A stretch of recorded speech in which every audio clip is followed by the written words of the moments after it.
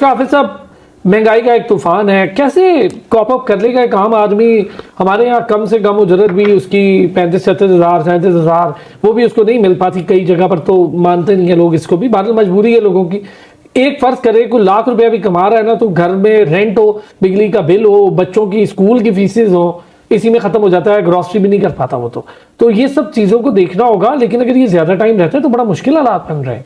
आपका अच्छा सवाल है कि फॉरेन पॉलिसी हमारी अच्छी जा रही है, हम इकोनॉमिक रिफॉर्म्स की तरफ जा रहे थे, पहले सैलाब आ गया, अब उसके बाद ये एनर्जी क्राइसिस और ये जंग छिड़ गई, तो अब पाकिस्तान मजीद मुआशी सख्ती की तरफ जा रहा है।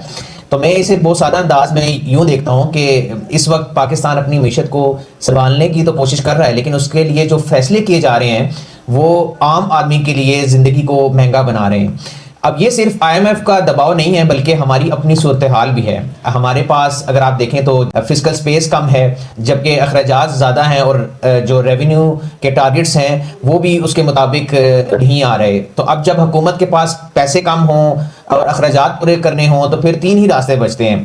एक तो ये कि या तो टैक्स बढ़ाया जाए, या कीमतें बढ़ाई जाए, या फिर अखराजात कम किए जाएं। अब यही चीज़ आहिस्ता आहिस्ता अगर आप देखें तो आवाम के लिए एक मुश्किल सूरत हाल पैदा करती जा रही है। तो इस वक्त हुकूमत ने जिस तरह पेट्रोल की कीमतों को कुछ हद तक तो रोके रखा है, लेकिन ये एक आर्जी फैसला है, और मैं इसको देखता हूँ कि ये हुकूमत ने जिस तरह खुद कहा कि अगर मजीद बचत ना मिली तो कीमतों में और तब्दीली करनी पड़ेगी। तो इसका मतलब ये है कि आगे चलकर फ्यूल प्राइसेस में और इजाफा होगा और आम आदमी के ऊपर भी इसका इम्पैक्ट आएगा।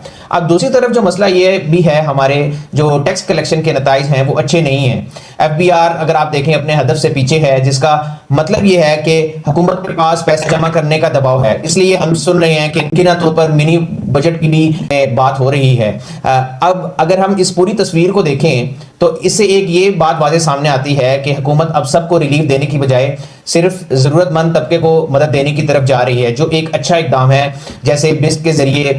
लेकिन एक बड़ा तबका जो है, जो ख़ास तौर पर आपने बात की जिस तरह मिडिल क्लास की, वो इस टाइम भी दबाव का शिकार है। और इसलिए मैं ये कहता हूँ कि इस वक्त पाकिस्तान में असल मसला ये है कि मीशत को संभालने के लिए जो फैसले हो रहे हैं उनका बोझ जो है वो आहिस्ता आहिस्ता अवाम की तरफ जो है वो मुंतकिल हो रहा है।